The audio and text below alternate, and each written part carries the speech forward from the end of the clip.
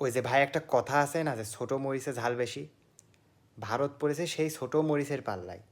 ভারত কখনো ভাবতেও পারে নাই যে সাউথ আফ্রিকা তাদের এভাবে নাচাবে।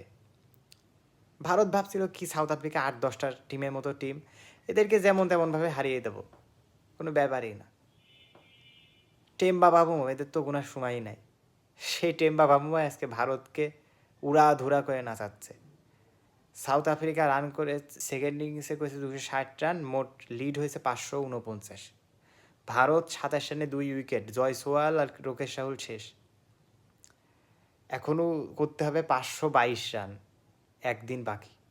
হ্যাঁ, এখন ভারত হোয়াইট ওয়াশ হওয়ার দ্বার প্রান্তে দাঁড়িয়ে আছে। ভারত কখনোই ভাবে না যে সাউথ আফ্রিকা টেম বা বাবুমা জনসন এরা আমাদের মাটিতে এসে আমাদের ঘরে এসে নাচাবে। এই হচ্ছে অবস্থা ভাই।